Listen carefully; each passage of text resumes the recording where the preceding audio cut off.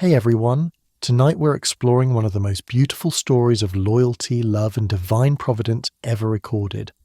The account of Ruth, a foreign woman who would become the great-grandmother of King David and an ancestor of Jesus Christ himself.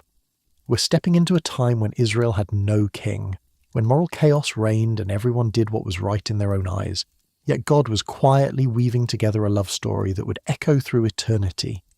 This is the tale of a Moabite widow who chose faith over familiarity, loyalty over security, and an unknown God over the gods of her ancestors.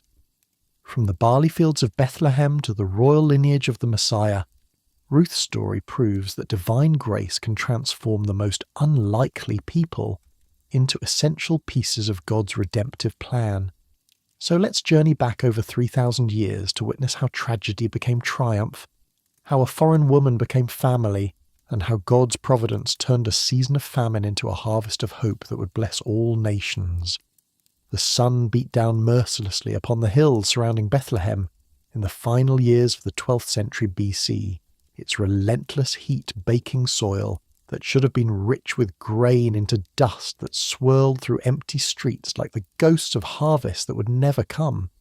This was the season of the judges, that chaotic period of Israel's history when political authority shifted like sand dunes and spiritual commitment wavered with each passing generation.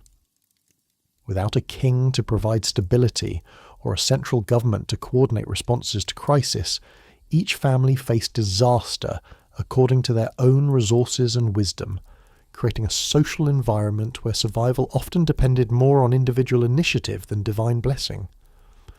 The irony was inescapable to anyone who understood Hebrew. Bethlehem, whose very name meant house of bread, now stood empty of the grain that had given it identity and purpose for generations. Streets that should have bustled with merchants buying and selling the finest wheat in Judah were nearly deserted, while granaries that had once stored surplus against future need now echoed with the hollow sound of wind whistling through empty chambers. The town that would one day be celebrated as the birthplace of the bread of life was experiencing the bitter reality of physical and spiritual hunger that left its people desperate for relief from any source. This famine was not merely a natural disaster, but a symptom of the spiritual condition that characterized Israel during the Judges period. The nation had abandoned the covenant faithfulness that had sustained them through their conquest of the Promised Land, choosing instead to adopt the religious practices and moral standards of their pagan neighbours. The cycle that defined this era, apostasy leading to oppression driving them to cry out for deliverance, God raising up judges to provide rescue, followed by peace that gradually deteriorated back into apostasy, had created a society where divine blessing was sporadic and divine judgment was increasingly common. Agricultural failure in an ancient Near Eastern context carried implications that extended far beyond mere economic hardship to threaten the very survival of communities and family lines. Without modern transportation networks or global food distribution systems, local crop failures meant starvation for those who lacked the resources to relocate or purchase grain from distant regions. The famine that struck Bethlehem during this period was severe enough to force families who had lived in the region for generations to consider the desperate expedient of abandoning their ancestral lands and seeking survival in foreign territories. Among those facing this terrible choice was a family whose story would eventually become one of the most beloved accounts in all of Scripture, though they could never have imagined the significance their decisions would have for future generations. Elimelech, whose name meant "My God is King," was a man of some standing in Bethlehem society, possessing land and livestock that should have provided security for his household during difficult times. Yet even his relative prosperity proved inadequate when the rains failed, and the crops withered year after year, forcing him to contemplate options that would have been unthinkable under normal circumstances. His wife Naomi, whose name meant pleasant or lovely, had been the light of his household and a respected woman in the community, known for her wisdom, kindness, and steady faith in the God of Israel. Their two sons, Mahlon and Chilion, were approaching the age when they should have been establishing their own households and continuing the family line that connected them to Abraham, Isaac, and Jacob. These were not refugees from poverty, but substantial citizens whose need to leave Bethlehem indicated just how severe the crisis had become throughout the region.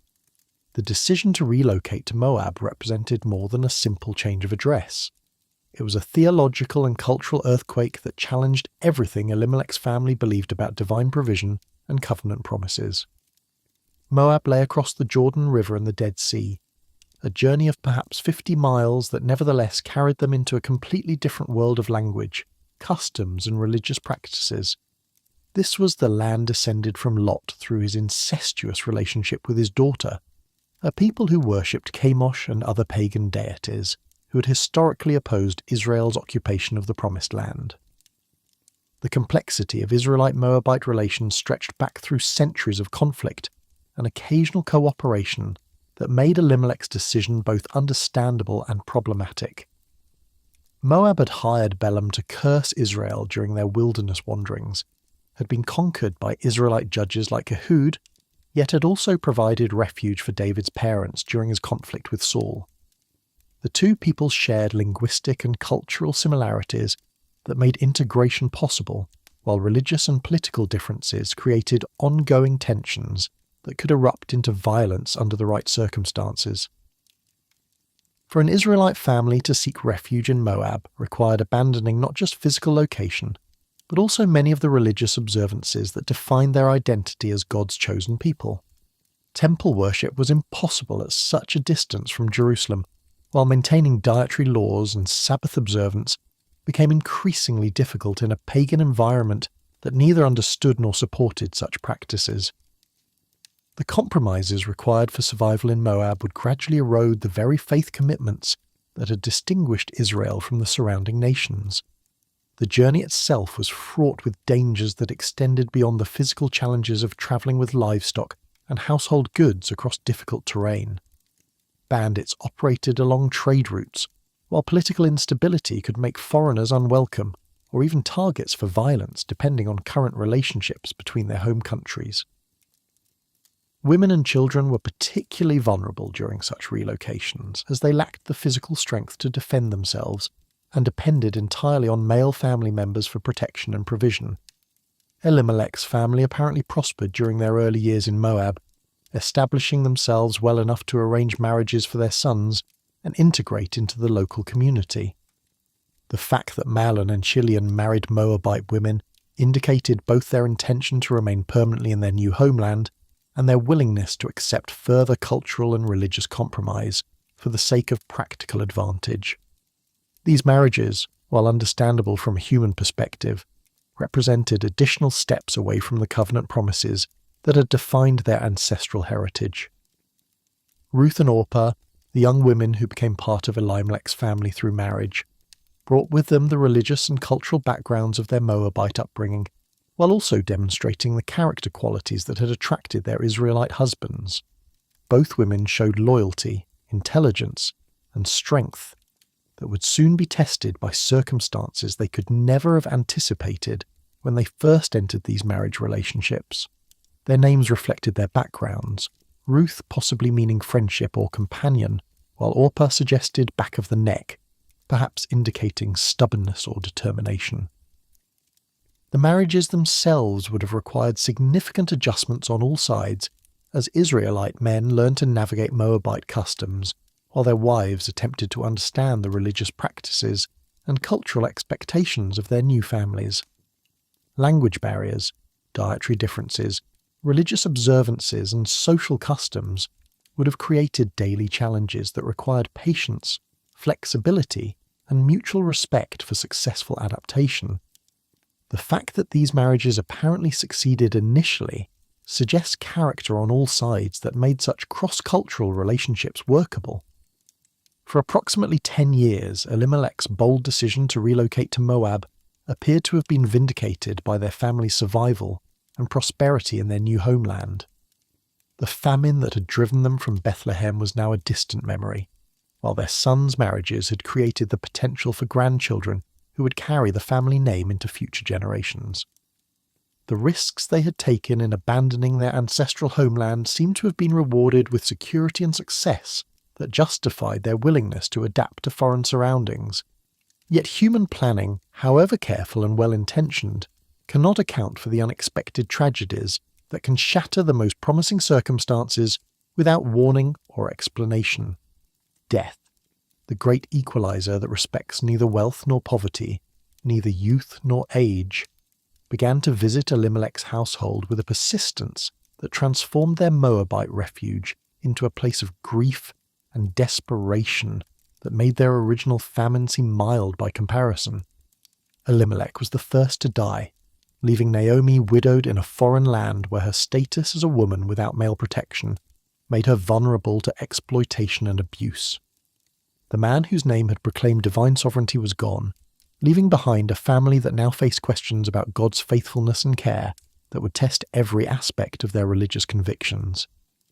His death not only removed the family's primary provider and protector, but also eliminated their most important connection to Israelite culture and identity. The loss of their father placed enormous pressure on Mahlon and Chilion to assume responsibilities for which their youth and foreign residence had left them inadequately prepared. As the eldest son, Mahlon inherited primary obligation for his mother's welfare, while both brothers faced the challenge of maintaining their Israelite identity while operating within Moabite society. Their father's death also created economic pressures that may have contributed to health problems or made them more vulnerable to diseases that their previously stable circumstances had protected them from. The deaths of both sons, whether from illness, accident, or violence, completed the destruction of Elimelech's family line and left 3 widows to face an uncertain future without male protection or support. Ancient Near Eastern societies provided few options for women in such circumstances, particularly for foreign women whose connections to their birth families had been severed by marriage and distance. The practical implications of their situation were devastating. While the emotional trauma of losing husbands and sons created grief that seemed to confirm divine abandonment or judgment, Naomi found herself in the most precarious position of all, a foreign widow in a land where she had no blood relatives and limited rights under local law. Her advanced age made remarriage unlikely, while her lack of sons eliminated the possibility of levirate marriage that might have provided security through her daughters-in-law's relationships with surviving male relatives. The woman whose name meant pleasant was about to discover depths of bitterness that would challenge her faith and test her understanding of divine character. Ruth and Orpah faced different but equally challenging circumstances as young widows whose Moabite heritage gave them the option of returning to their birth families and potentially remarrying within their own culture. Their marriages to Israelite men had apparently been childless, eliminating both the emotional comfort that children might have provided and the economic security that sons would have represented in their old age. The future that had seemed so promising just months earlier now appeared bleak and uncertain. The theological implications of these tragedies pressed upon the 3 widows with questions that had no easy answers. Had God punished Elimelech's family for leaving the Promised Land? Was their suffering the result of the religious compromises required for survival in Moab? Or were these simply the random tragedies that affect all human life, regardless of faithfulness or unfaithfulness to divine commands? The silence of heaven during their grief provided no immediate clarity about divine purposes or plans. News from Bethlehem that reached Moab during this period of mourning carried reports that the famine had finally ended and that harvests were once again blessing the land that Elimelech had abandoned a decade earlier. The irony was bitter and inescapable. The family that had fled starvation in the Promised Land was now experiencing death in their place of refuge, while those who had remained in Bethlehem were enjoying the restored prosperity that divine blessing had brought to those who trusted God's provision rather than their own planning. This news forced Naomi to confront the possibility that her family's relocation to Moab had been a mistake that had cost them not only their inheritance in the Promised Land, but also the lives of the men she loved most dearly. The deaths of her husband and sons might have been avoided if they had remained in Bethlehem and trusted divine provision rather than seeking security through human initiative. The guilt and regret that accompanied such thoughts added psychological torment to the practical difficulties of her current circumstances. The decision to return to Bethlehem represented Naomi's attempt to reconnect with whatever remained of her former life, while also acknowledging that Moab had become a place of death rather than refuge for her family. Going home offered no guarantee of security or prosperity, but it provided the possibility of dying among her own people, rather than remaining forever foreign in a land that had brought her nothing but grief. The journey would be difficult and dangerous for women travelling without male protection, yet staying in Moab seemed to offer only continued isolation and eventual destitution. Ruth and Orpah's responses to Naomi's decision would reveal the depth of their character and the genuineness of their affection for their mother-in-law, while also forcing choices between security and loyalty, familiarity and faith that would determine the entire trajectory of their future lives. The road back to Bethlehem stretched before them like a test of devotion that would separate those whose commitment was merely circumstantial from those whose loyalty transcended personal convenience and cultural expectations. The stage was set for one of history's most moving demonstrations of covenant love and divine providence, as human choices made in the crucible of suffering would become building blocks in God's plan to bring blessing to all nations through the lineage of David and ultimately through Jesus Christ. The famine in Bethlehem and the losses in Moab were not the end of the story, but the necessary preparation for a redemption that would echo through eternity. Dawn broke grey and sombre over the Moabite highlands as three women prepared for a journey that would forever alter the course of their lives and, unknowingly, the destiny of nations yet unborn. Naomi moved through her final preparations with the mechanical efficiency of someone whose heart had been hollowed out by grief, packing the few possessions that remained from a decade of life in foreign exile. Her movements carried the weight of accumulated sorrow as she folded garments that her husband had worn, handled tools that her sons had used, and made practical decisions about what could be carried and what must be left behind in a land that had become a graveyard for her dreams. The decision to return to Bethlehem had not come easily or quickly, emerging instead from weeks of wrestling with impossible choices that offered no clear path to security or happiness. Remaining in Moab meant continuing as a foreign widow in a society that provided few protections for women without male relatives, facing the prospect of gradual destitution and eventual death among people who could never fully understand her heritage or faith. Yet returning to Bethlehem carried its own risks, including the possibility that her long absence had cost her any claim to family property or community support that might have sustained her in her old age. The practical challenges of such a journey for three women travelling without male protection were staggering and potentially deadly. The 50-mile trek from Moab to Bethlehem required crossing the Jordan River, navigating difficult terrain, and passing through regions where bandits operated with impunity against vulnerable travellers. Ancient roads were designed for merchant caravans and military expeditions rather than small groups of women carrying their possessions, while the lack of reliable lodging places meant nights spent in the open, where wild animals and human predators posed constant threats to their safety. Ruth and Orpah had insisted on accompanying their mother-in-law, despite her initial attempts to discourage their participation in what seemed like a journey toward poverty and uncertainty. Their loyalty during the initial preparations touched Naomi's heart, while also deepening her guilt about the sacrifices these young women were making for her sake. Both daughters-in-law possessed beauty, intelligence, and character that would make them desirable wives among their own people, yet they were prepared to abandon familiar surroundings and family connections to support an aging widow whose future held little promise of comfort or prosperity. The emotional complexity of their situation became apparent as they made their way through the familiar landscape of their Moabite homeland, each step carrying them further from the graves of the men they had loved and toward an uncertain future in a foreign land. Childhood memories surrounded them, fields where they had played as girls, villages where their relatives still lived, temples where they had worshipped the gods of their ancestors before marriage had introduced them to the religious practices of their Israelite husbands. As they walked, Naomi's mind churned with thoughts that grew more troubled with each passing mile. The love and loyalty that Ruth and Orpah were demonstrating toward her was beautiful and touching, but it was also potentially devastating to their own prospects for happiness and security. In Bethlehem, they would be foreign women whose Moabite heritage would mark them as outsiders in a society that maintained strong ethnic and religious boundaries. Their chances of finding husbands among Israelite men were virtually non-existent, while their unfamiliarity with Israelite customs and laws would make integration into the community extremely difficult. The realization that her daughters-in-law were sacrificing their own futures for her sake created internal torment that finally erupted when they reached the border region between Moab and Israel. Here, with the familiar landscape of their homeland still visible behind them and the unknown territory of Judah stretching ahead, Naomi made the painful decision to release Ruth and Orpah from their sense of obligation to accompany her further into exile and uncertainty. "Go back, each of you, to your mother's house," Naomi said, her voice breaking with emotion as she attempted to convince these beloved young women to choose security over loyalty.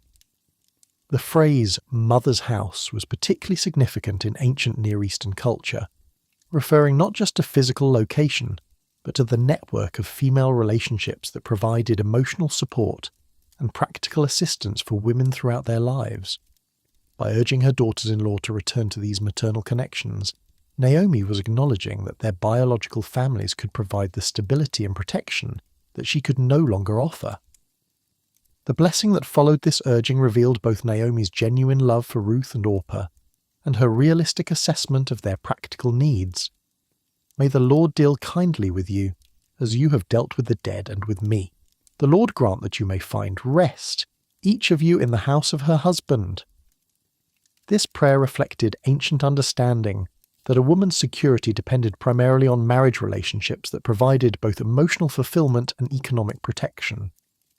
By invoking divine blessing upon their future marriages, Naomi was expressing her deepest wish for their welfare, while also acknowledging that such marriages were unlikely to occur if they continued their journey to Bethlehem. The tears that accompanied this farewell scene revealed the depth of affection that had developed between these three women during their years together as family members. These were not merely formal relationships based on legal obligations, but genuine bonds of love that had been forged through shared joys and sorrows, daily interactions, and mutual support during the most difficult periods of their lives. The grief they felt at the prospect of permanent separation was as real and painful as any experienced by blood relatives facing similar circumstances. Orpah's response to Naomi's urging demonstrated both the genuineness of her affection and the practical wisdom that guided her decision-making. After kissing her mother-in-law with tears and obvious reluctance, she ultimately chose to return to her own people and the familiar environment where her prospects for remarriage and social acceptance were most favourable. This was not a rejection of love, but an acceptance of reality, recognising that sentiment alone could not overcome the practical challenges that would face a Moabite woman attempting to build a new life in Israelite society.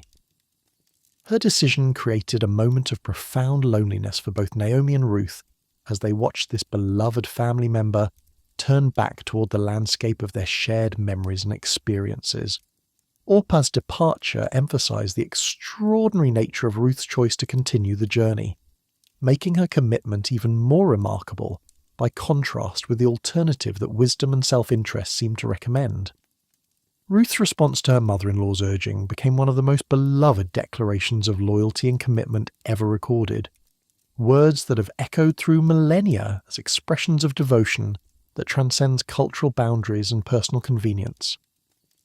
"Entreat me not to leave you, or to turn back from following after you," she declared, using language that revealed both the depth of her emotion and the finality of her decision. This was not a temporary commitment subject to change when circumstances became difficult, but a covenant relationship that she intended to maintain regardless of personal cost. The specific elements of Ruth's famous vow revealed her understanding of what her decision would require, and her willingness to accept those requirements completely. "Where you go, I will go," acknowledged that her future would be determined by Naomi's choices rather than her own preferences or opportunities. "Where you lodge, I will lodge," indicated her acceptance of whatever living conditions and social circumstances awaited them in Bethlehem, regardless of how they might compare with the comfort and familiarity she was leaving behind in Moab. The religious dimension of Ruth's commitment was expressed in her declaration that "Your people shall be my people, and your God my God." This represented far more than polite accommodation to her mother-in-law's cultural preferences. It was a complete conversion that involved abandoning the religious practices of her upbringing in favour of worship of the God of Israel. For a Moabite woman to make such a commitment required rejecting not only her ancestral gods, but also the entire world view and value system that had shaped her understanding of reality since childhood. The finality of Ruth's decision was emphasized by her oath concerning death and burial. Where you die, I will die, and there will I be buried. The Lord do so to me, and more also, if anything but death parts you and me. This was not merely an expression of temporary loyalty, but a commitment to permanent union that would continue beyond death itself. By invoking the name of Israel's God as witness to her oath, Ruth was demonstrating that her conversion was genuine and that she understood the serious nature of covenant relationships with the divine. The covenant language that Ruth employed in making this commitment was remarkably similar to the terminology used in ancient marriage ceremonies, suggesting that her relationship with Naomi had transcended normal family connections to become something approaching the permanent union traditionally associated with husband and wife. This was not romantic love, but covenant love, the kind of committed devotion that characterizes God's relationship with his people, and that should characterize human relationships that reflect divine character. Naomi's response to this extraordinary declaration was silence that spoke more eloquently than words could have expressed. She recognized the magnitude of the sacrifice that Ruth was making, and understood that further attempts to dissuade her would be both futile and insulting to the young woman's intelligence and integrity. The decision had been made through careful consideration rather than emotional impulse, and its permanence was confirmed by the sacred oath that had sealed Ruth's commitment. The remainder of their journey to Bethlehem was accomplished in companionable silence as both women processed the implications of the choice that had just been made. Ruth was travelling toward a future that was completely unknown and potentially hostile, while Naomi was returning to a past that might no longer recognize or welcome her after her decade-long absence. Both were committing themselves to dependence on divine providence rather than human planning, trusting that God would somehow provide for their needs in circumstances that offered no apparent source of security or stability. The landscape through which they travelled served as a constant reminder of the transition they were making between two worlds that were geographically close but culturally distant.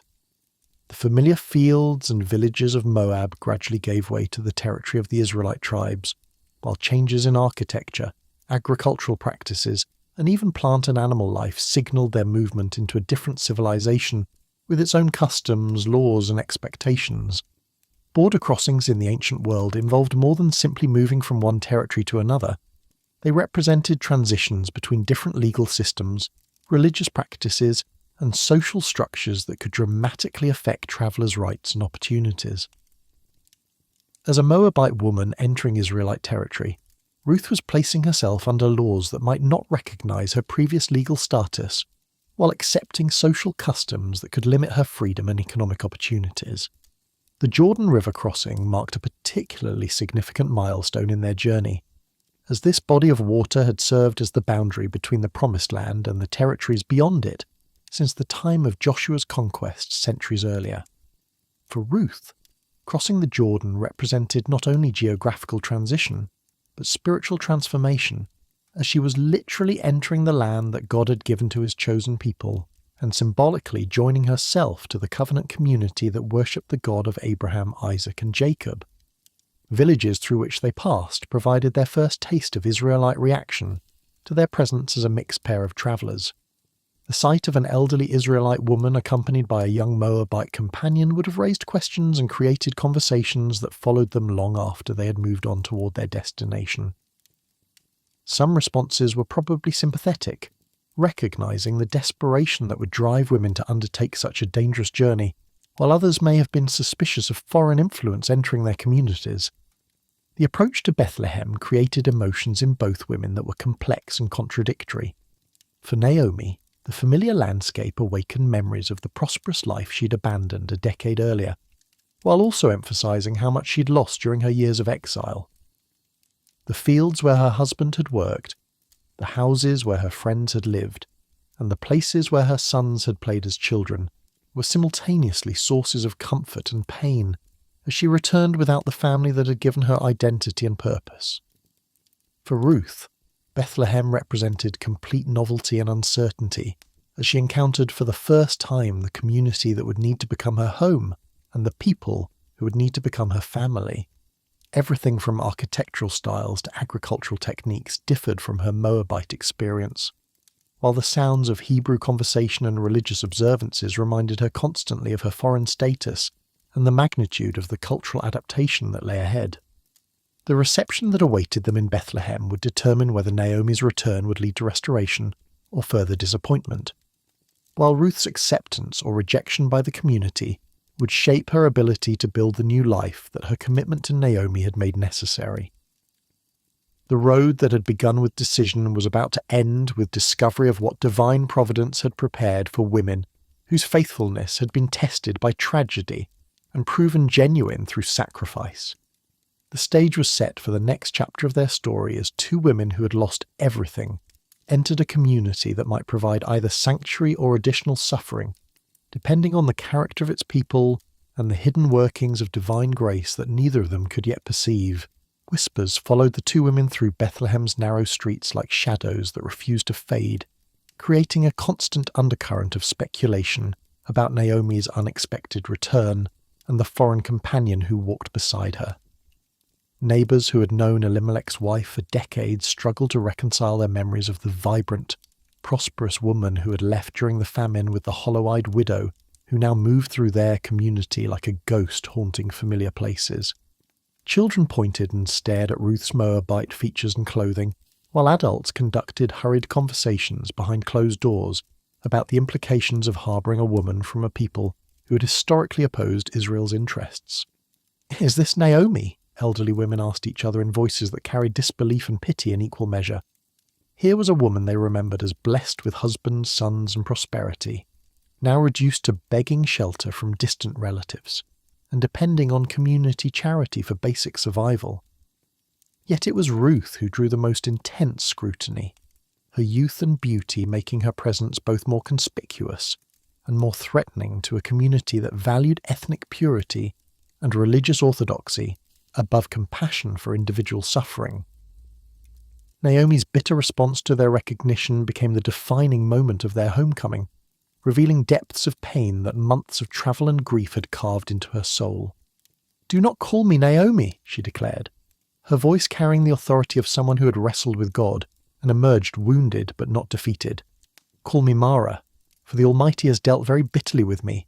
I went out full, and the Lord has brought me home again empty." Her words sent shockwaves through the gathered crowd as they witnessed this public testimony of divine disappointment from a woman whose family had been pillars of their community for generations. Naomi's theology of suffering made no attempt to soften divine responsibility for her losses or to explain away the harsh realities of her experience through comfortable platitudes about mysterious ways or hidden blessings. She had left Bethlehem as a woman confident in divine protection and provision. She returned as someone who questioned whether God's justice extended to personal circumstances or applied only to national affairs. Ruth stood silent during this painful exchange, absorbing both the curious stares of strangers and the bitter words of her beloved mother-in-law, while beginning to understand what her commitment to follow Naomi would cost in terms of social acceptance and personal dignity. Every Moabite feature of her appearance marked her as foreign in a community that remembered historical conflicts with her people, while her obvious poverty eliminated any possibility that her presence might bring economic benefit to offset cultural concerns about her integration. Sleep that first night in Bethlehem proved elusive for both women, as they adjusted to sharing cramped quarters with relatives who offered shelter more from duty than desire, whose whispered conversations revealed ambivalence about housing a Moabite woman indefinitely. Ruth's unfamiliarity with Israelite household customs created awkward moments that emphasized her outside status, while Naomi's grief-fueled bitterness made normal social interaction nearly impossible for everyone around her. Dawn brought practical realities that demanded immediate attention, regardless of emotional trauma or cultural adjustment challenges. Food, the most basic requirement for survival, was not going to appear through divine miracle or community generosity in quantity sufficient to sustain 2 women indefinitely. Someone needed to work, and in their current circumstances, that responsibility fell primarily upon Ruth's young shoulders since Naomi's age, and emotional condition made physical labour nearly impossible. Israelite law provided mechanisms for assisting the poor that reflected divine concern for vulnerable members of society, while also creating opportunities for individual initiative and dignity. Rather than simply distributing charity that might foster dependence, the Mosaic legal system included provisions for gleaning that allowed the destitute to earn their sustenance through labour, while ensuring that landowners shared their harvests with those less fortunate. Fields were not to be harvested to their edges, crops were not to be gathered with perfect efficiency, and dropped grain was to be left for those who followed behind the regular workers. Ruth's proposal to take advantage of these gleaning privileges demonstrated both practical wisdom and remarkable courage, since venturing into unfamiliar fields among strange workers carried significant risks for a young foreign woman without male protection. Sexual assault, theft of gathered grain, and verbal or physical abuse were constant dangers for vulnerable women who worked alongside men whose supervision might be minimal and whose character was unknown. Yet alternative options for earning income were virtually non-existent for someone in Ruth's circumstances. "Let me now go to the field and glean heads of grain after him in whose sight I may find grace," Ruth requested, her words revealing both determination to provide for their household and humble recognition that her success would depend on the kindness of strangers, rather than any legal right to their assistance. Barley harvest was beginning throughout the region, creating opportunities for gleaning work while also ensuring that numerous workers would be present in the fields where she hoped to labour. Naomi's agreement to this plan reflected her own desperate circumstances, more than confidence in its safety or productivity. Her knowledge of local customs and her understanding of the risks involved made her acutely aware of what Ruth would face, yet their need for food outweighed concerns about danger or dignity. Permission granted, Ruth set out into the early morning air with nothing but her own determination and a prayer to the God of Israel whom she was still learning to trust. Divine providence manifested itself in ways that seemed like mere coincidence to human observation, but reflected perfect timing and planning from heaven's perspective.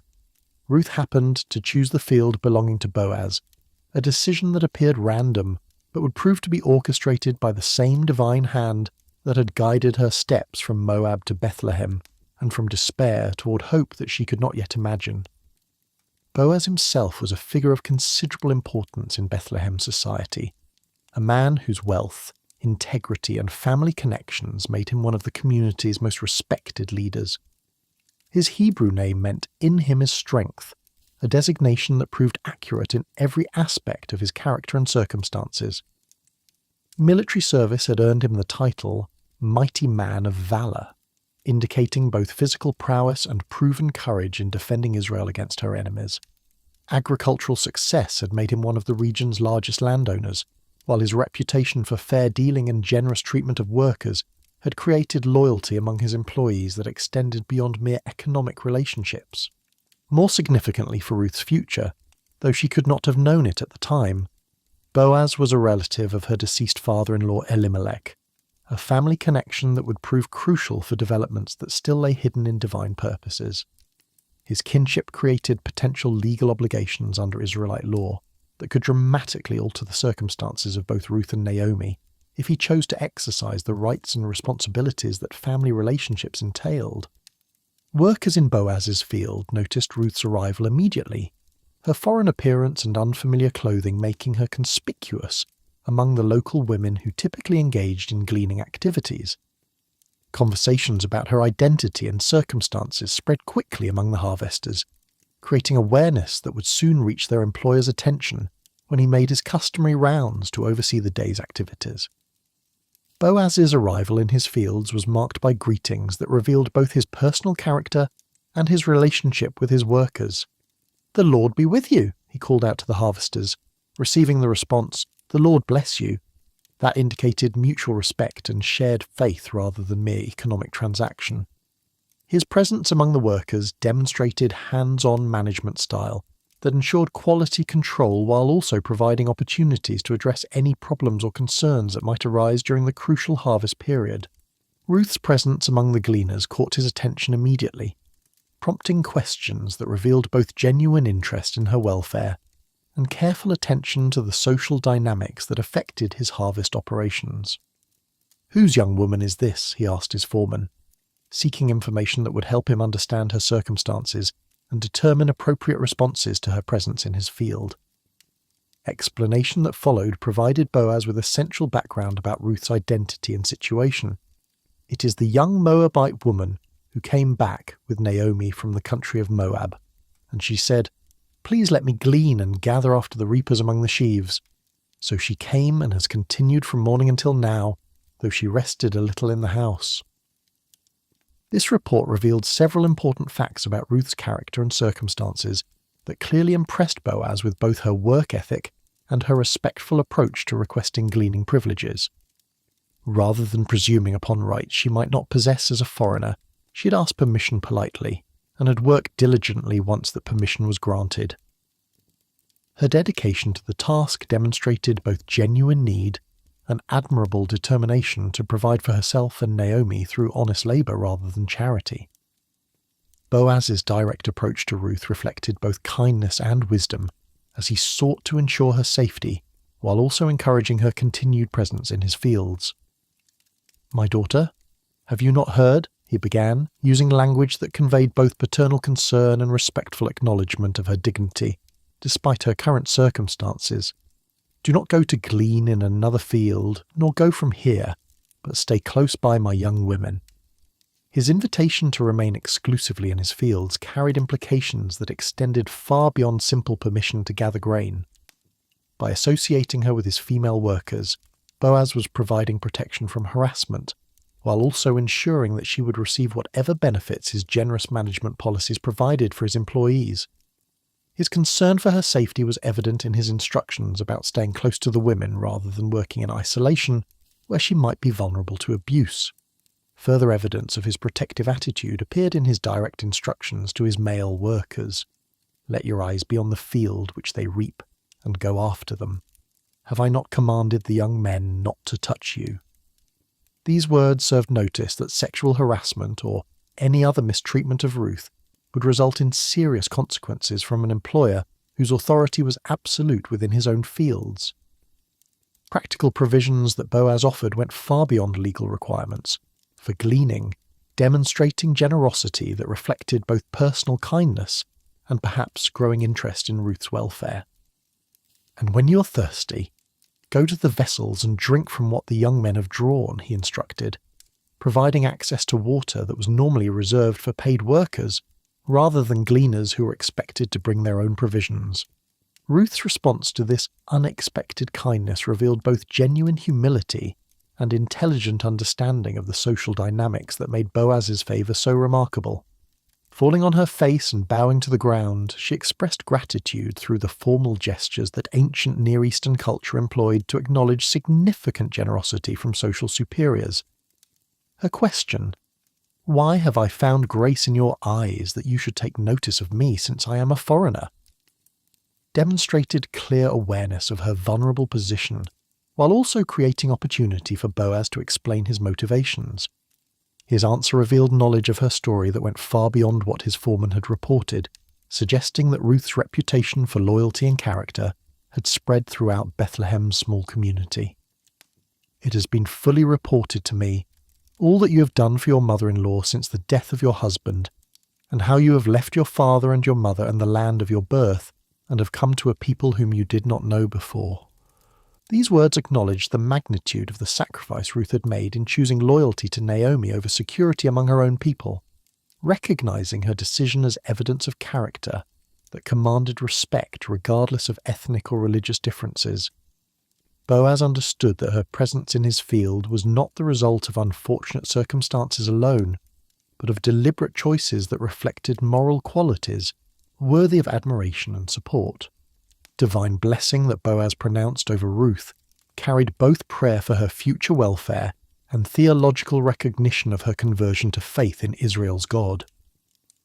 "The Lord repay your work and a full reward be given you by the Lord God of Israel, under whose wings you have come for refuge." His words identified her not merely as a Moabite woman who had relocated for practical reasons, but as a genuine convert who had placed herself under divine protection through faith in the God of Abraham, Isaac, and Jacob. This blessing created a theological foundation for their developing relationship by acknowledging Ruth's spiritual transformation, while also expressing hope that divine favour would reward her faithfulness through circumstances that neither of them could yet foresee. Boaz's reference to finding refuge under God's wings employed imagery that would later be echoed in their more intimate conversations, suggesting that spiritual themes were already shaping his understanding of her significance. Ruth's gratitude for this encouragement was expressed through language that revealed both deep appreciation and continued humility about her position. "Let me find favour in your sight, my lord, for you have comforted me and have spoken kindly to your maidservant, though I am not like one of your maidservants." Her acknowledgement that she was not actually his employee emphasized her awareness that his kindness exceeded any obligation, while also expressing hope that such favour might continue. Mealtime invitation that Boaz extended to Ruth represented another significant breach of normal social protocols, as employers rarely shared food with gleaners who were expected to provide for their own needs during work hours. "Come here and eat of the bread and dip your piece in the vinegar," he offered, including her in the communal meal that bound his workers together as more than mere economic associates. His personal service, and he passed parched grain to her, demonstrated attention that went beyond polite hospitality to suggest genuine care for her welfare. Ruth's response to this generosity was to eat until she was satisfied, while also saving part of her portion to share with Naomi, an action that revealed her continuing concern for her mother-in-law's welfare despite her own desperate circumstances. This demonstration of selfless love impressed Boaz and his workers, while also providing evidence of the character qualities that had earned their employer's attention and favour. Additional instructions that Boaz gave to his workers after Ruth returned to gleaning revealed the depth of his concern for her success and welfare. "Let her glean even among the sheaves, and do not reproach her. Also let grain from the bundles fall purposely for her. Leave it that she may glean, and do not rebuke her." These commands ensured that Ruth's gleaning would be far more productive than normal, while maintaining her dignity by making extra grain available through apparently accidental means rather than obvious charity. Evening brought Ruth home to Naomi carrying an ephah of barley, approximately 22 litres of grain, along with the leftover food from her midday meal with Boaz's workers. Both the quantity of grain and the quality of the food provided evidence of extraordinary favour that prompted immediate questions from her astonished mother-in-law about the circumstances of her remarkable success. "Where have you gleaned today? And where did you work? Blessed be the one who took notice of you," Naomi exclaimed, her excitement revealing the first genuine happiness she had experienced since their arrival in Bethlehem.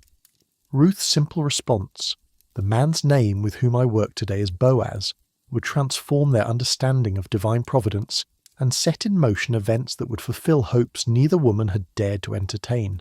Naomi's transformation was immediate and startling. One moment she sat examining the grain Ruth had brought home, calculating how long their meagre supply might sustain them through the coming weeks.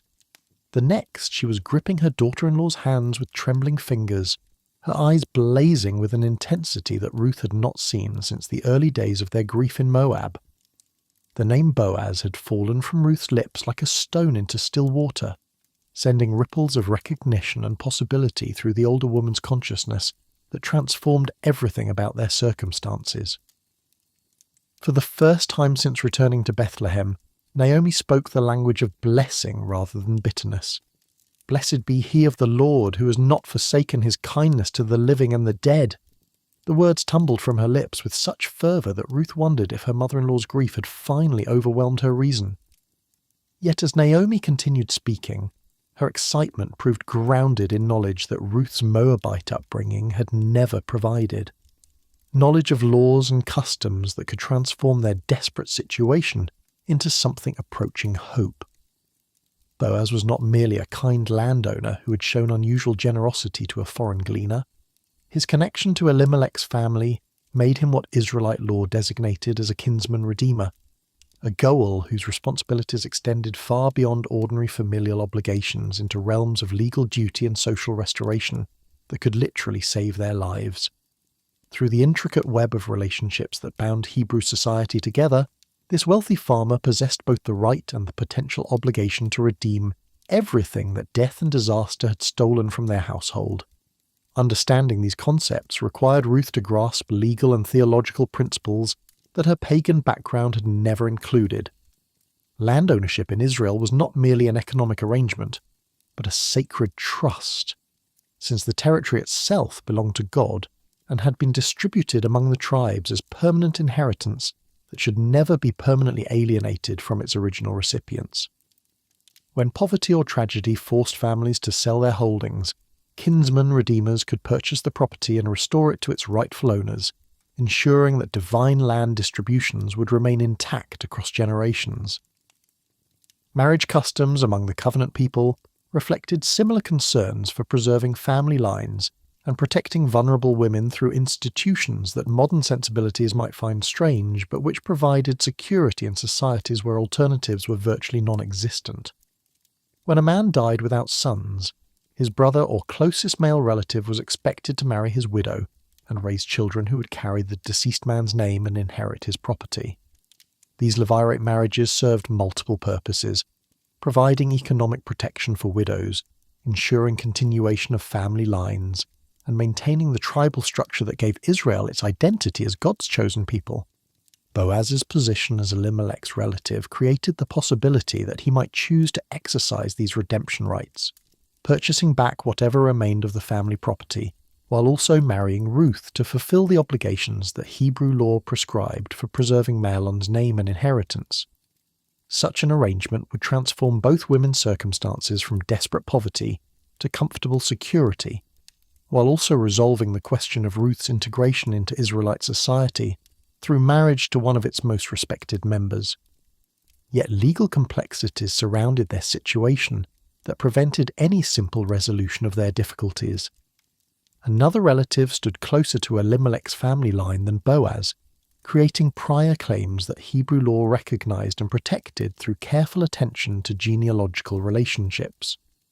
This unnamed kinsman possessed first rights to redeem both property and marriage obligations, making Boaz's eventual involvement dependent on decisions by someone whose character and willingness remained completely unknown to either Ruth or Naomi.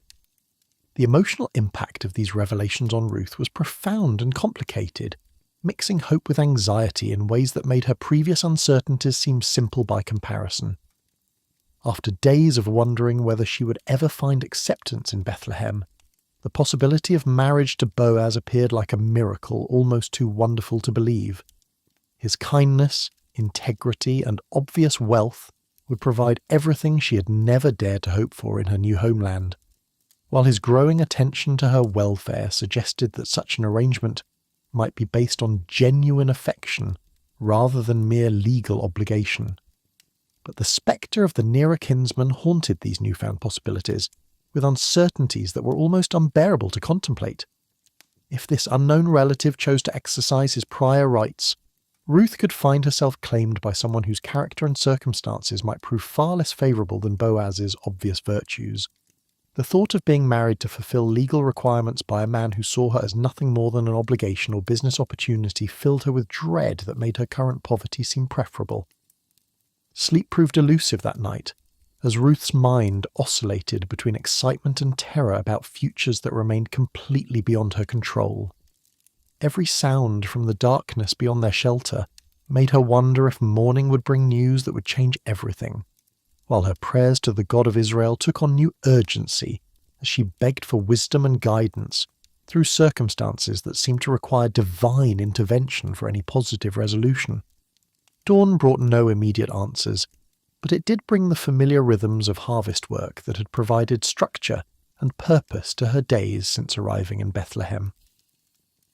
Walking toward Boaz's fields in the early morning light, Ruth found herself acutely aware of every sensation. The cool air against her skin, the sounds of birds welcoming the new day, the sight of other workers preparing for another day of labour in the golden barley. that represented survival for so many families throughout the region. Boaz's arrival in his fields carried new significance now that Ruth understood the family connections that might bind their futures together. His cheerful greetings to the workers, his careful attention to the progress of the harvest, and his obvious concern for everyone's welfare took on different meanings when viewed through the lens of potential kinsman-redeemer obligations. Every glance he directed toward her seemed weighted with possibilities that neither of them could openly acknowledge, while legal uncertainties remained unresolved. The subtle changes in their interactions throughout that day revealed growing awareness on both sides that their relationship had moved beyond simple employer generosity towards something more personal and potentially permanent.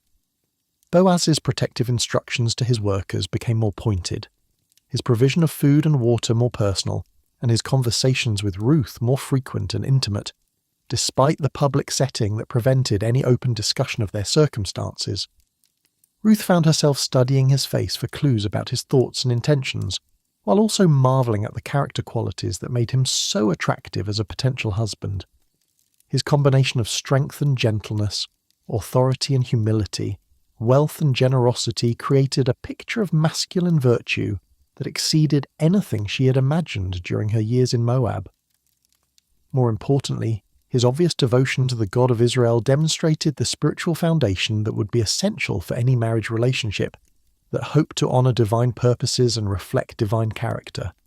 Community awareness of the developing relationship between Boaz and Ruth created undercurrents of conversation throughout Bethlehem that reflected both excitement and concern about the implications of such a match.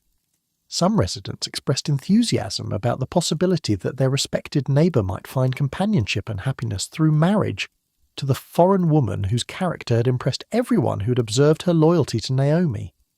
Others worried about precedents that might be established regarding the integration of foreign converts into covenant community life.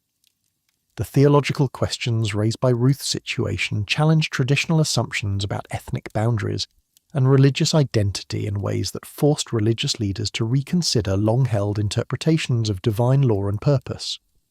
Her obvious conversion to faith in Israel's God was undeniable, yet her Moabite origins created uncertainties about whether kinsman-redeemer laws applied to foreign-born widows who'd married into Israelite families.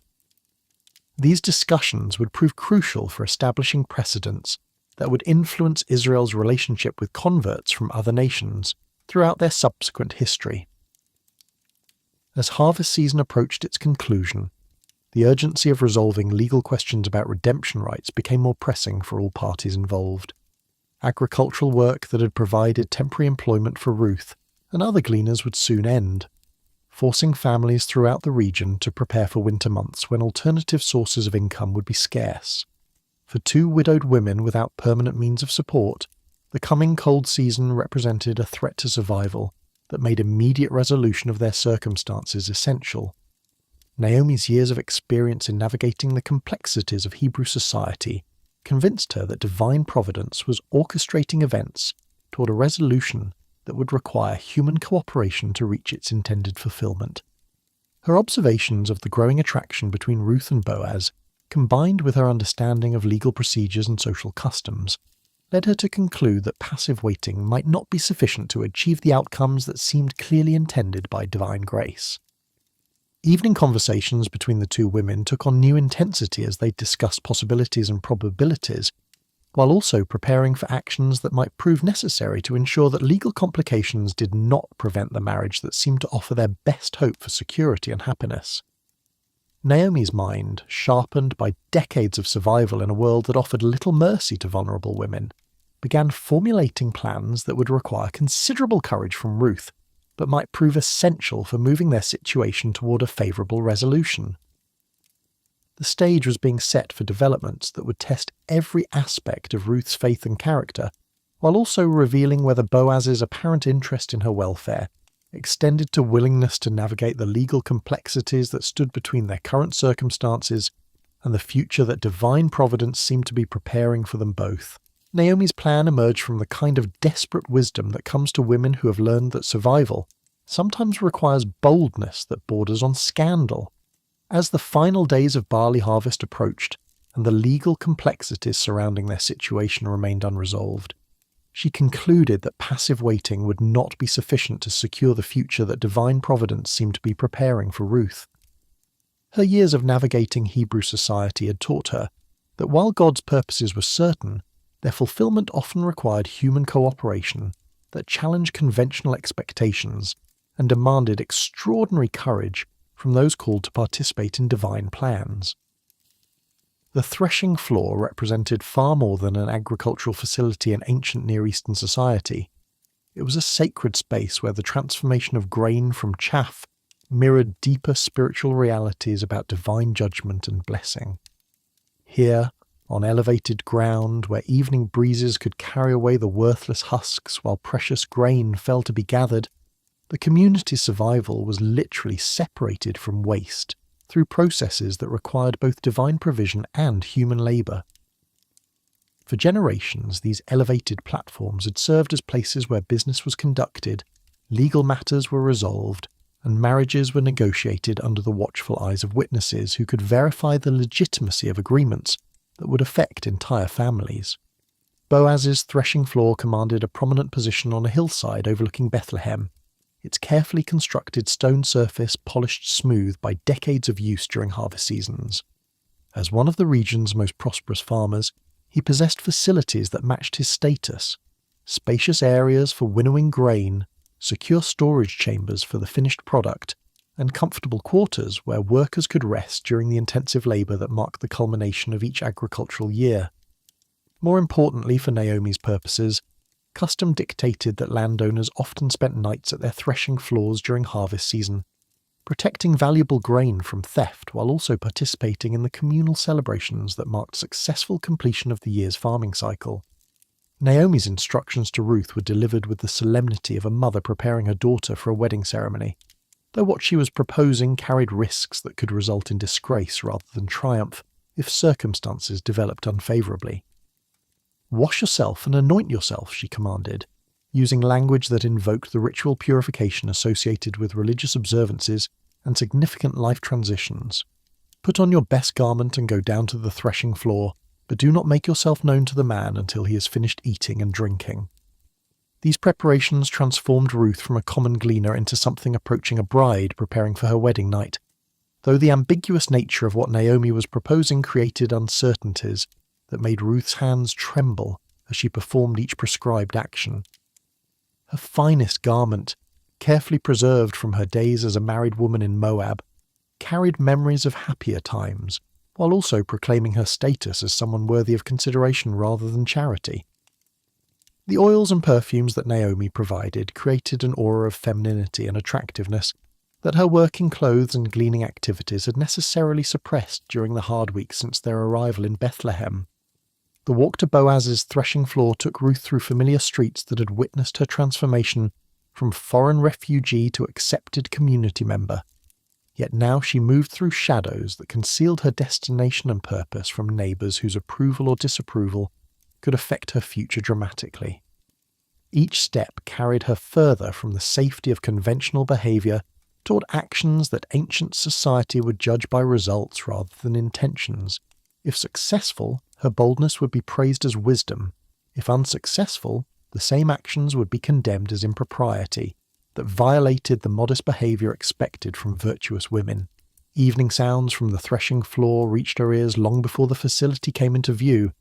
Laughter and conversation from workers celebrating another successful day, the rhythmic sound of winnowing that separated grain from chaff, and the occasional burst of song that marked communal festivities. These familiar noises of agricultural completion should have been comforting, but in Ruth's current circumstances they seemed ominous as she contemplated the enormity of what she was about to attempt.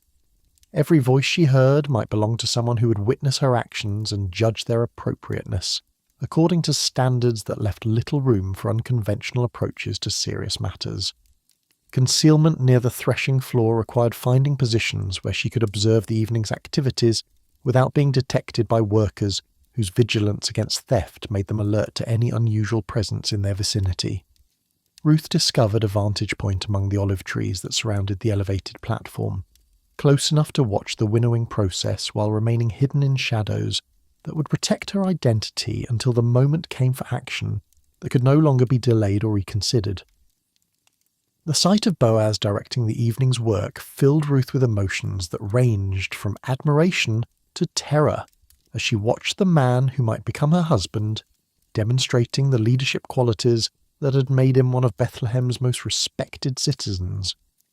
His interactions with his workers revealed the combination of authority and kindness that had characterized their own relationship, while his obvious satisfaction with the harvest results spoke of divine blessing upon his agricultural enterprises.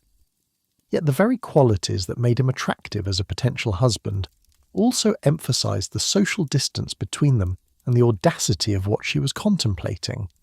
Hours passed before the work was completed and the workers began departing for their own homes, leaving Boaz alone on the threshing floor with the grain that represented his year's prosperity and the profits that would sustain his household through the coming months.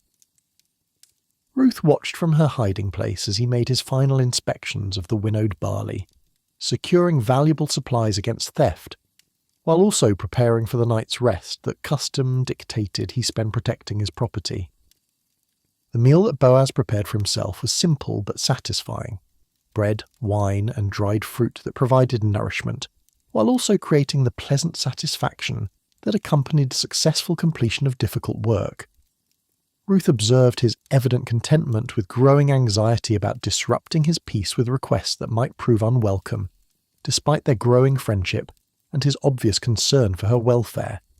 The possibility that her actions might be misinterpreted or rejected filled her with dread that made every minute of waiting seem like an hour. Sleep came quickly to Boaz as the wine and exhaustion combined to produce the deep rest that hard-working men earn through honest labour. Ruth watched from her concealment as his breathing grew regular and peaceful, marking the moment when her own trial of courage could no longer be postponed. Naomi's final instruction echoed in her mind with the weight of destiny. When he lies down, observe the place where he lies. Then go in, uncover his feet, and lie down, and he will tell you what you should do.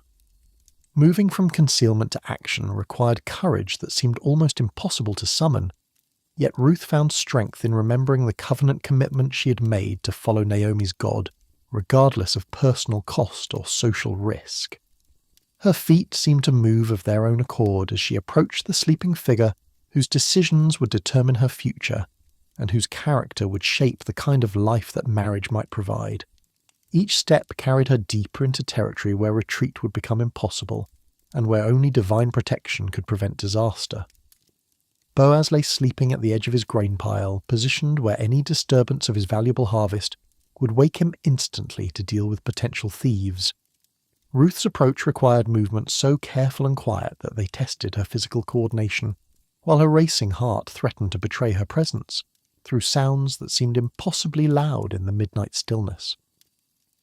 The moment when she lifted the covering from his feet felt like crossing a threshold from which there could be no return, committing herself irrevocably to whatever consequences her actions might produce. Lying down at Boaz's feet was perhaps the most vulnerable position Ruth had ever occupied, placing herself entirely at the mercy of a man whose response to her presence could range from protective concern to outraged rejection. Ancient Near Eastern customs surrounding such situations were complex and nuanced, capable of supporting interpretations that could lead to marriage or disgrace, depending on the character and intentions of the participants. Ruth's only protection lay in her faith that Boaz's integrity would prevent him from taking advantage of her vulnerability, while also trusting that divine providence would work through human decisions to accomplish purposes that exceeded her ability to control or predict. The hours that passed before Boaz stirred were the longest of Ruth's life, filled with prayers for wisdom and courage, while also wrestling with fears about possible outcomes that could destroy her reputation and future prospects. Every sound from the surrounding countryside made her wonder if dawn was approaching, and whether daylight would expose her presence to early rising workers whose gossip could spread throughout Bethlehem before she could explain her actions. The weight of responsibility for Naomi's future as well as her own pressed upon her consciousness with intensity that made breathing difficult and rest impossible. Midnight marked the moment when Boaz's sleep was disturbed by sensations that gradually penetrated his consciousness and drew him from dreams toward wakefulness. The realization that someone was lying at his feet created alarm that sent adrenaline coursing through his system as he prepared to confront the thief whose presence threatened his valuable grain. But the figure he discovered was neither the hardened criminal he expected, nor the wild animal that sometimes threatened agricultural stores during harvest season. "Who are you?" Boaz whispered, his voice carrying surprise and concern rather than anger, as he recognized that his unexpected visitor was a woman whose presence required careful handling rather than violent confrontation. The question hung in the air between them like a bridge that could lead either to understanding or disaster, depending on the wisdom with which Ruth chose to explain her presence and the grace with which Boaz received her explanation. Ruth's response required summoning courage that seemed almost beyond her capacity, while also choosing words that would communicate her intentions without creating opportunities for misunderstanding or rejection. "I am Ruth, your maidservant," she began, using language that acknowledged both her humble status and her recognition of his authority, while also establishing her identity as someone deserving of consideration, rather than punishment. "Take your maidservant under your wing, for you are a close relative." The phrase, "under your wing," carried profound significance in Hebrew culture, employing imagery that connected human protection with divine care, while also invoking language associated with marriage proposals and covenant relationships. Ruth's words simultaneously requested Boaz's protection, acknowledged his position as kinsman-redeemer, and expressed willingness to enter into marriage relationship that would fulfill legal obligations while also providing security for both herself and Naomi. Her choice of terminology demonstrated understanding of Hebrew customs, while also revealing the depth of her conversion to faith in Israel's God.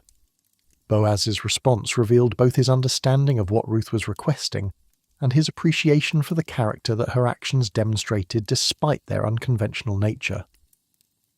"Blessed are you of the Lord, my daughter," he declared, his words carrying blessing rather than condemnation, as he recognized the courage and loyalty that had motivated her nocturnal visit. "For you have shown more kindness at the end than at the beginning, in that you did not go after young men, whether poor or rich." His blessing identified Ruth's actions as evidence of virtuous behavior rather than improper conduct, interpreting her choice to approach him as demonstration of wisdom and faithfulness that deserved praise rather than criticism. By acknowledging that she could have pursued younger or more attractive men, Boaz revealed both his awareness of his own advancing years and his appreciation for character that valued security and godliness over youth and passion. His response transformed what could have been a moment of scandal into an occasion for mutual respect and growing affection. The promise that followed Boaz's initial blessing provided assurance that would sustain Ruth through the remaining uncertainties that surrounded their situation. "And now, my daughter, do not fear," he continued, his voice carrying authority that came from both social position and personal integrity. "I will do for you all that you request, for all the people of my town know that you are a virtuous woman." This public endorsement of Ruth's character eliminated concerns about community acceptance, while also establishing the foundation for legal proceedings that would be necessary to formalize any marriage arrangement. Yet even as Boaz expressed willingness to fulfill kinsman-redeemer obligations, he demonstrated the integrity that made him worthy of Ruth's trust, by acknowledging legal realities that could not be ignored simply because personal preferences favored alternative arrangements. "Now it is true that I am a close relative," he admitted. "However, there is a relative closer than I." His honesty about these complications revealed character that valued legal propriety even when it complicated his own desires, while also preparing Ruth for additional waiting that might be required before their situation could be resolved. The night that followed was unlike any either Ruth or Boaz had experienced, as they lay in close proximity while maintaining the moral boundaries that integrity required, despite the intimacy of their circumstances. Their conversations during the remaining hours of darkness revealed depths of character and compatibility that confirmed the wisdom of the attraction that had been developing between them since their first meeting in the barley fields. More importantly, these hours provided opportunity for spiritual fellowship that established the foundation of shared faith that would prove essential for the marriage relationship that seemed increasingly certain to develop. Dawn's approach brought practical concerns about preserving Ruth's reputation, while also ensuring that legal proceedings could begin without creating community gossip that might complicate the negotiations ahead. Boaz's instructions reflected both protective concern for Ruth's welfare and strategic thinking about how to manage the social and legal complexities that surrounded their situation. "Do not let it be known that the woman came to the threshing floor," he cautioned, recognizing that premature disclosure might create obstacles to successful resolution of their circumstances. The generous gift of grain that Boaz provided as Ruth prepared to leave served multiple purposes, ensuring that she would not return to Naomi empty-handed, demonstrating his continuing commitment to her welfare and providing tangible evidence of his intentions that would encourage both women while they waited for legal matters to be resolved. His personal assistance in measuring and loading the barley revealed consideration that went beyond mere charity to suggest the kind of attentive care that characterized devoted husbands in their treatment of beloved wives. Ruth's departure from the threshing floor marked the completion of the most daring act of her life, while also beginning a period of waiting that would test her faith and patience as legal proceedings unfolded according to ancient customs that could not be hurried despite the urgency of personal desires. Her journey back to Naomi carried the weight of momentous decisions made and consequences yet to be revealed, as well as the precious cargo of grain that symbolized hope for the future, that divine providence seemed to be preparing for them both. The greeting that awaited her at home would determine whether her nocturnal adventure had achieved its intended purposes or had created complications that might prove worse than the problems it was designed to solve. Naomi's reaction to her account of the night's events would provide the first indication of whether wisdom or folly had guided her bold approach to circumstances that seemed to require extraordinary measures for any hope of favourable resolution. Dawn had barely touched the eastern hills when Boaz made his way toward Bethlehem's city gate, with the determined stride of a man whose patience with legal complications had reached its limit. Ruth's courage during the night hours had crystallized his own resolve to navigate whatever obstacles stood between their current circumstances and the marriage that divine providence seemed clearly to be orchestrating. Her willingness to risk reputation and safety for the possibility of redemption had demonstrated character that deserved immediate action rather than continued uncertainty about outcomes that remained within his power to influence. The city gate represented far more than a simple entrance to Bethlehem. It was the beating heart of legal and commercial life where agreements were forged, disputes were resolved, and community decisions were made under the watchful eyes of witnesses whose presence guaranteed the legitimacy of whatever transactions took place. Ancient custom and divine law had established these gathering places as courts, where justice was administered according to principles that protected both individual rights and community welfare, through procedures that had been tested across generations of Hebrew society. Morning traffic through the gate was already heavy as farmers, merchants, and craftsmen began another day of commerce that sustained the region's economy through trade relationships extending far beyond Bethlehem's immediate vicinity. Boaz positioned himself strategically where he could observe everyone passing through the entrance, while also ensuring that his presence would be noticed by the community elders whose participation would be essential for any legal proceedings that might develop. His reputation for integrity and his status as one of the area's most prosperous citizens guaranteed that his evident concern with the gate's activities would attract attention and curiosity from those whose approval and witness would validate whatever agreements he hoped to negotiate. The wait for the appearance of the unnamed kinsman created tension that tested Boaz's patience, while also providing time for reflection on the magnitude of what he was attempting to accomplish. Legal redemption of Elimelech's property was complex enough, involving financial calculations and title transfers that would require careful documentation and community verification. Adding the complication of levirate marriage to a foreign-born widow expanded the legal ramifications into territory where precedents were sparse and outcomes were far from certain. Ancient Hebrew law regarding kinsman-redeemer obligations had been designed to protect Israelite families from the kind of permanent impoverishment that could result from temporary disasters or poor decision-making. The system ensured that land would remain within tribal boundaries, while also providing mechanisms for assisting relatives who faced economic catastrophe through circumstances beyond their control. Yet the laws had been written with traditional family structures in mind, assuming situations where both property and marriage obligations involved fully Israelite participants, whose status under covenant law was clearly established. Ruth's Moabite origins created legal complexities that challenged traditional interpretations of redemption requirements, while also forcing the community to address theological questions about the extent to which converted foreigners could claim full participation in covenant privileges. Her obvious conversion to faith in Israel's God was undeniable, yet her ethnic background raised questions about whether levirate marriage laws applied to women who had not been born into the covenant community, but had joined it through marriage to Israelite men. The appearance of the unnamed kinsman at the city gate sent Boaz's heart racing with anticipation and anxiety as the moment for decisive action finally arrived. This relative, whose closer genealogical connection to Elimelech's family gave him legal priority in redemption matters, appeared as an ordinary man going about ordinary business, with no apparent awareness that his decisions during the next few minutes would determine the fate of 2 widowed women and establish precedents that would influence Israel's relationship with foreign converts for generations to come. "Come aside, friend, sit down here," Boaz called out, using language that was both respectful and urgent as he requested the private conversation that would resolve their situation one way or another.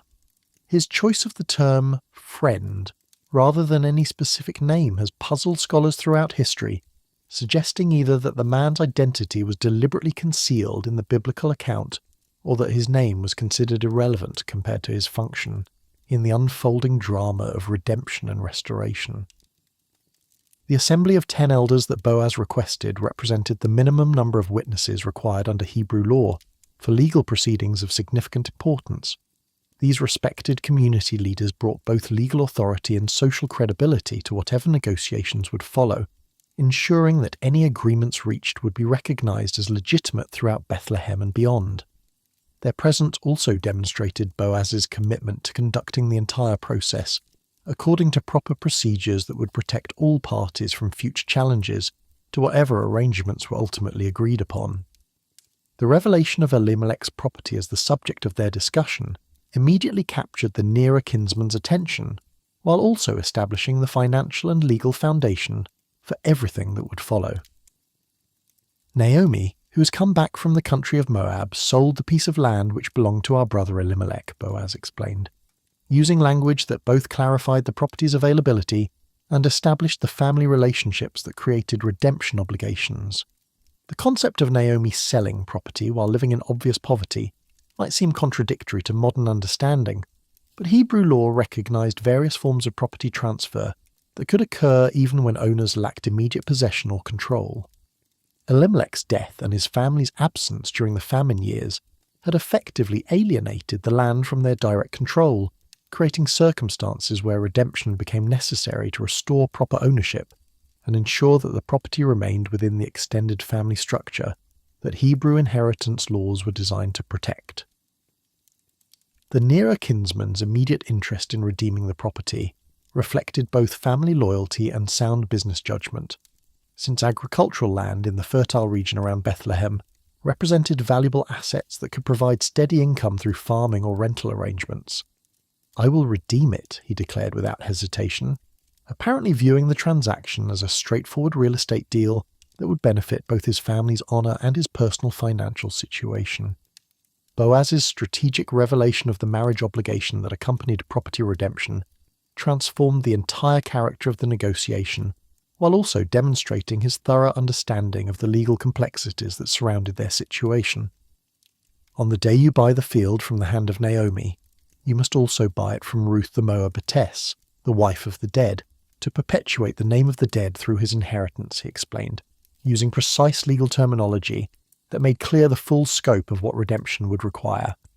The silence that followed this revelation spoke volumes about the nearer kinsman's changing assessment of what had initially appeared to be an attractive business opportunity. Marriage to Ruth would bring not only additional financial obligations but also social complications that could affect his standing within the community and his relationships with other family members. More significantly, any children born to such a union would inherit the redeemed property in Mahlon's name rather than his own, effectively eliminating the long-term financial benefits that had made the initial proposal appealing. "I cannot redeem it for myself, lest I ruin my own inheritance," the nearer kinsman finally admitted, his words carrying both disappointment and relief, as he recognized the wisdom of avoiding complications that could jeopardize his existing family's welfare. "You redeem my right of redemption for yourself, for I cannot redeem it." His decision reflected practical calculation rather than any negative assessment of Ruth's character or worthiness. Yet it opened the door for Boaz to exercise redemption rights that would transform both his own life and the future of Elimelech's surviving family members. The formal transfer of redemption rights required ceremonial actions that would make the agreement legally binding and publicly witnessed, according to customs that had governed such transactions throughout Hebrew history. Now this was the custom in former times in Israel concerning redeeming and exchanging. To confirm anything, one man took off his sandal and gave it to his neighbour, and this was a confirmation in Israel, the biblical account explains, describing procedures that symbolize the permanent nature of the transfer, while also providing visible evidence that could be recalled by witnesses if future disputes arose. The sandal ceremony that followed represented more than mere legal formality. It was a symbolic act that connected their contemporary transaction to the broader sweep of Hebrew legal tradition, while also demonstrating respect for the community standards that governed all aspects of covenant life. When the nearer kinsman removed his sandal and handed it to Boaz, he was not only transferring legal rights, but also acknowledging the legitimacy of the proceedings and his satisfaction with the arrangements that had been negotiated. Boaz's public declaration of his intentions marked the climactic moment when private hopes became legal realities, and when the future that Ruth had dared to request became the present that divine providence had prepared for her acceptance. "You are witnesses this day that I have bought all that was Elimelech's, and all that was Chilion's and Mahlon's, from the hand of Naomi," he announced, his voice carrying across the gathered crowd with the authority of someone whose words carried the weight of binding commitment. The inclusion of Ruth in Boaz's formal declaration established her legal status as his wife, while also clarifying the purposes that their marriage would serve within the broader framework of Hebrew family law. Moreover, Ruth the Moabitess, the widow of Mahlon, I have acquired as my wife, to perpetuate the name of the dead through his inheritance, that the name of the dead may not be cut off from among his brethren and from his position at the gate, he proclaimed, using language that honoured both legal requirements and personal affection in describing the union that would transform both their lives. The community's response to these proceedings revealed the deep respect that both Boaz and Ruth had earned through their character and conduct during the difficult months since her arrival in Bethlehem. Rather than expressing concern about the integration of a foreign woman into one of their most prominent families, the witnesses offered enthusiastic blessing that recognized divine providence in the arrangements that had just been formalized.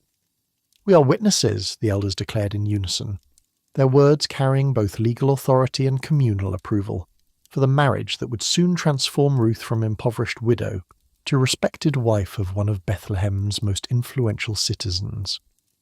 "The Lord make the woman who is coming to your house like Rachel and Leah, the two who built the house of Israel, and may you prosper in Ephrathah and be famous in Bethlehem." The comparison to Rachel and Leah was particularly significant, invoking the memory of the matriarchs whose rivalry and fertility had shaped the 12 tribes of Israel, while also expressing hope that Ruth's marriage to Boaz would prove equally fruitful for both their personal happiness and the broader community's welfare. By connecting Ruth to these foundational figures of Hebrew history, the elders were acknowledging her full acceptance into the covenant community, while also expressing confidence that her foreign origins would not prevent her from playing a crucial role in Israel's continuing story. Additional blessings that followed reflected both personal wishes for the couple's happiness and theological recognition of the divine purposes that seemed to be unfolding through their union. "And may your house be like the house of Perez, whom Tamar bore to Judah, because of the offspring which the Lord will give you from this young woman," they continued, invoking another example of how God had worked through unconventional circumstances to accomplish his purposes for the covenant people. The reference to Tamar and Perez was particularly appropriate given the circumstances of Ruth and Boaz's courtship, since Tamar had also been a foreign woman who had risked scandal to secure her place within the covenant community through actions that appeared improper on the surface but proved righteous in their ultimate consequences. By comparing Ruth to Tamar, the elders were acknowledging both the courage she had demonstrated and the divine blessing that her presence would bring to Boaz's household. News of the completed legal proceedings spread throughout Bethlehem with the speed that significant community events always achieve in small towns where everyone's business is considered public concern. The marriage of Boaz to Ruth represented more than the union of two individuals. It was a community celebration that reflected both personal happiness for beloved neighbours and theological satisfaction at witnessing divine providence work through human decisions to accomplish purposes that exceeded ordinary understanding. Naomi's reaction to the news that reached her before Ruth could return home with her own account of the morning's developments was a mixture of overwhelming gratitude and profound relief, as months of uncertainty finally resolved into security that exceeded her most optimistic hopes. The woman who had asked to be called Mara because of the bitterness that life had brought her could now anticipate sweetness that would more than compensate for the sorrow she had endured. The wedding preparations that followed were necessarily brief given the agricultural season and the practical considerations that governed life in ancient communities, yet they reflected both the joy that surrounded the union and the respect that the couple commanded throughout Bethlehem. What might have been a simple legal arrangement in other circumstances became a celebration that brought together neighbours, friends and family members to witness the beginning of a marriage that seemed clearly blessed by divine favour. Ruth's transformation from foreign gleaner to honoured wife represented a redemption that extended far beyond the legal requirements that had made it possible. Her journey from the desperate poverty that had marked her arrival in Bethlehem to the security and respect that now awaited her.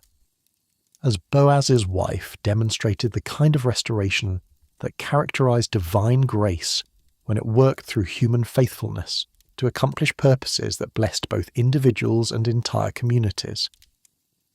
The stage was set for the final chapter of their story as marriage would soon lead to motherhood, and motherhood would connect Ruth's personal redemption to the broader sweep of divine history that was preparing for the coming of kings and ultimately the Messiah, who would redeem not just individual families but all of humanity through his own sacrifice and resurrection.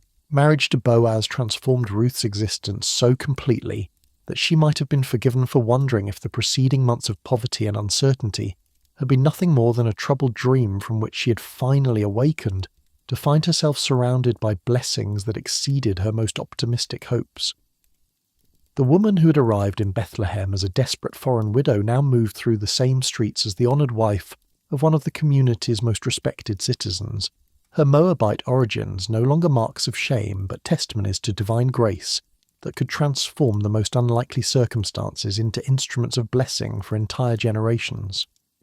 Boaz's household welcomed Ruth with warmth that reflected both genuine affection for their master's happiness and recognition that his choice of bride demonstrated wisdom that would benefit everyone connected to his prosperity.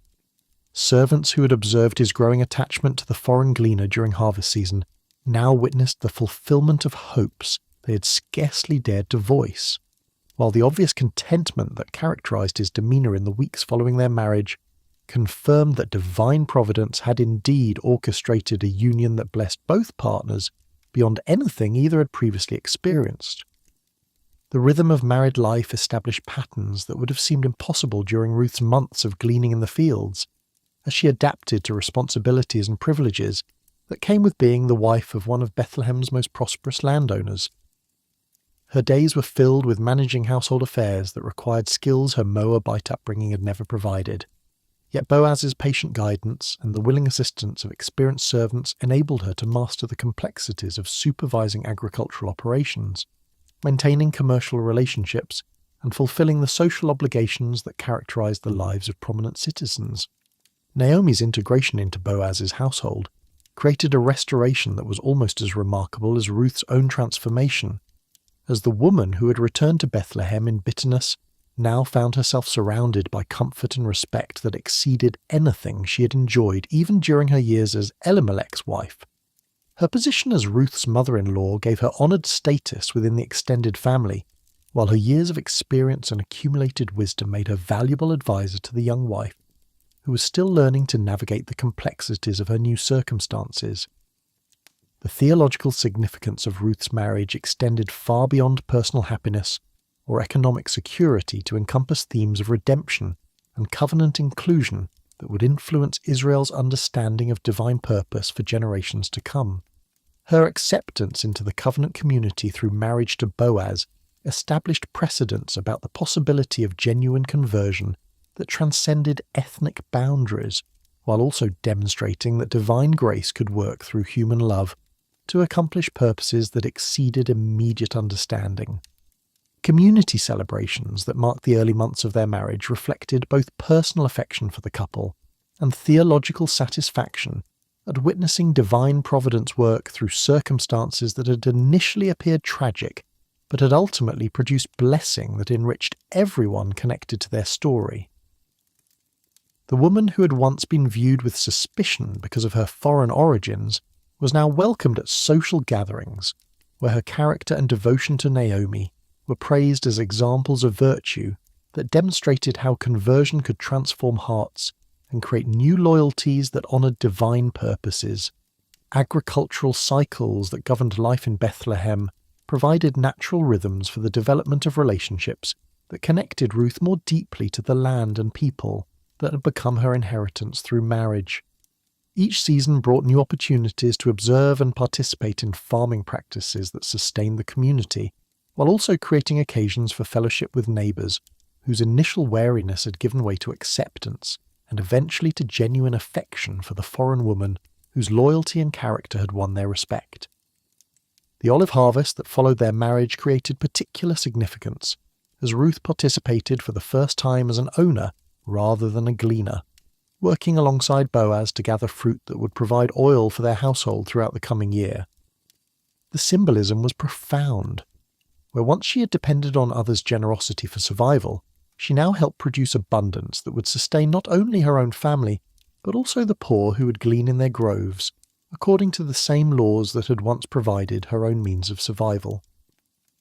Winter months brought different rhythms as agricultural work diminished and household activities assumed greater importance in daily routines that shaped the growing intimacy between husband and wife.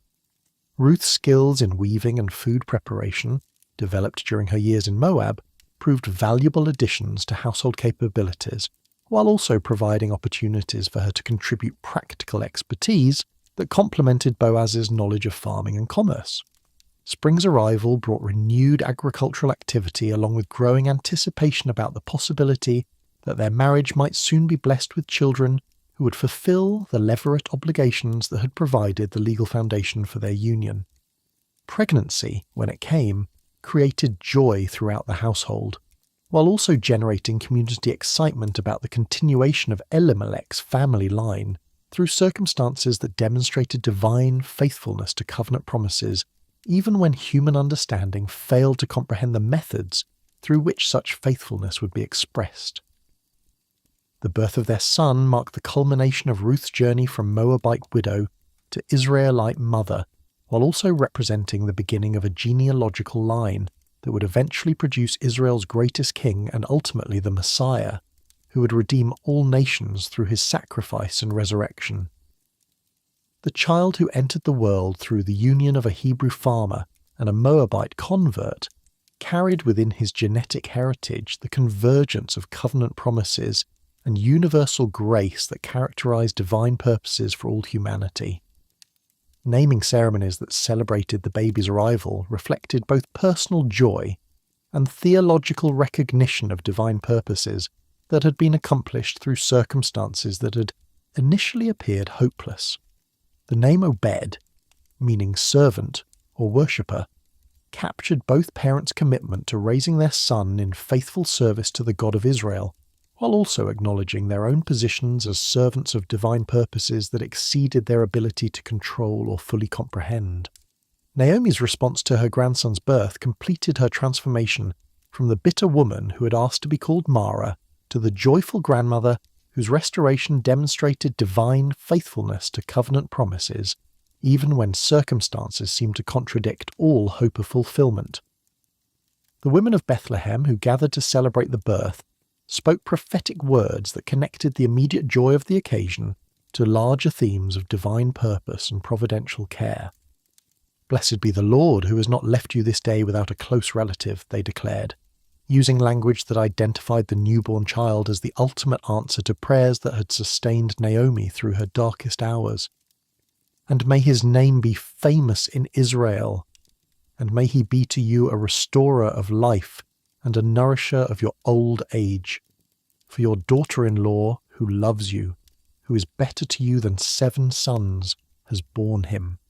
These words established both the personal significance of Obed's birth for Naomi's restoration and the broader implications of his existence for Israel's future history.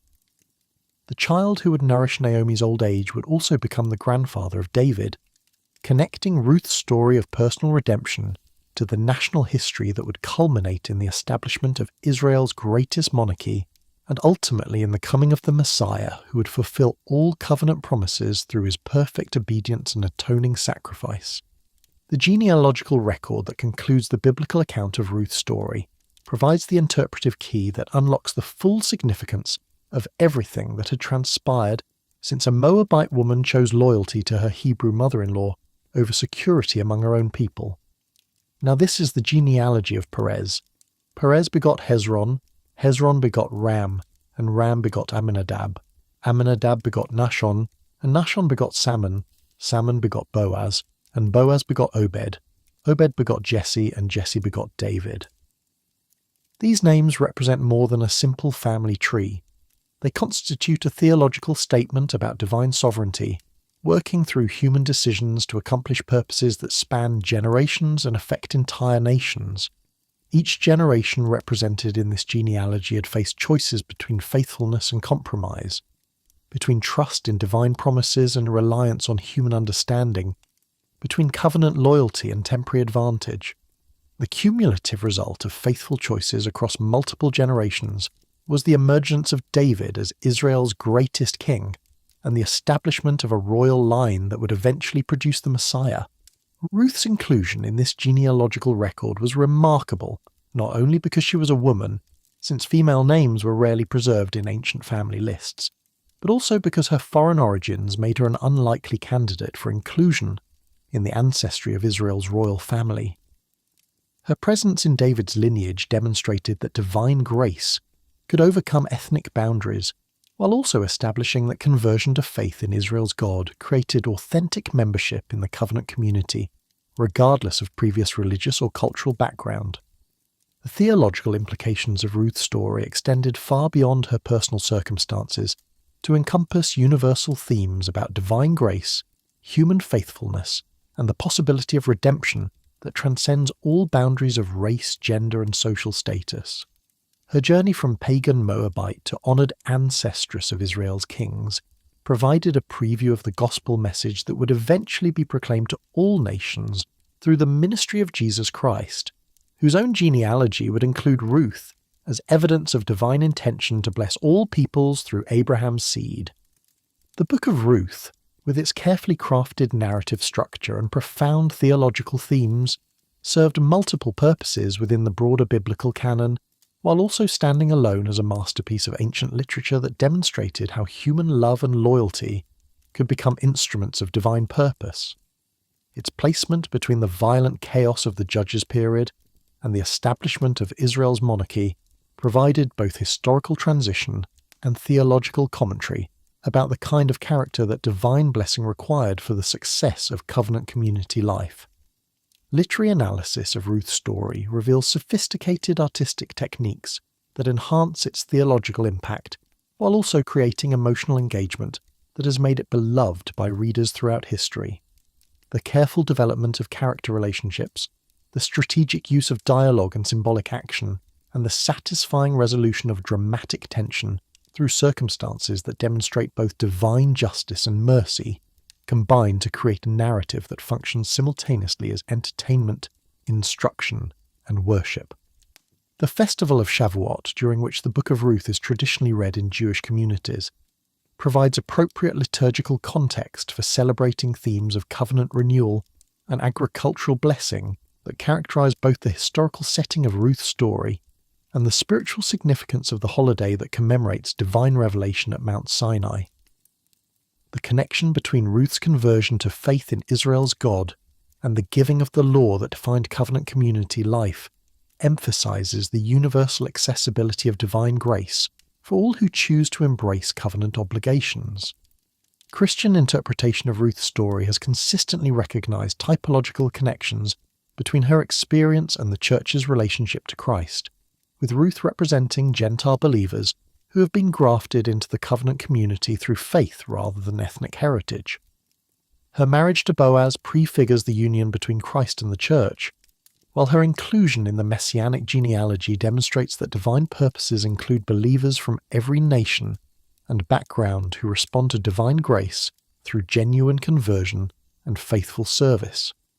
Modern readers continue to find inspiration in Ruth's story because its themes of loyalty, love, and divine providence remain relevant across all cultural and historical boundaries. Her willingness to sacrifice personal security for covenant relationships provides a model for contemporary believers who face choices between convenience and commitment, while her ultimate blessing demonstrates that divine grace rewards faithfulness, even when immediate circumstances seem to contradict divine promises. The enduring power of Ruth's story lies not only in its beautiful narrative and satisfying resolution, but also in its demonstration that ordinary people making faithful choices in difficult circumstances can become instruments of divine purpose that affects generations yet unborn. Her decision to follow Naomi to Bethlehem seemed like a simple expression of family loyalty. Its ultimate consequences included the preservation of David's lineage and the preparation for the coming of the Messiah, who would redeem all humanity through his perfect sacrifice. The legacy that Ruth left for subsequent generations extends beyond her biological contribution to Israel's royal line to encompass the spiritual precedent she established for authentic conversion that transforms not only individual lives but entire communities that witness divine grace working through human faithfulness. Her story continues to encourage believers who face difficult circumstances that seem to contradict divine promises while also providing assurance that God's purposes are accomplished through the cumulative effect of faithful choices made by people who trust divine character rather than visible circumstances. In the grand sweep of biblical history, Ruth's account serves as a bridge between the chaos of the Judges period and the establishment of Israel's monarchy, while also providing a preview of the gospel that would eventually be proclaimed to all nations through the ministry of Jesus Christ. Her transformation from Moabite widow to honoured ancestress of kings demonstrates that divine grace can overcome every barrier while also establishing that redemption is available to all who respond to divine love through genuine faith and covenant commitment. The rainbow that spans the sky after storms reminds observers of divine faithfulness to covenant promises. Similarly, Ruth's story continues to remind readers that divine grace is sufficient for every circumstance, and that human faithfulness, however small or insignificant it may appear at the time, can become the foundation for blessings that exceed all human understanding and extend across generations to accomplish purposes that glorify God and benefit entire communities of faith.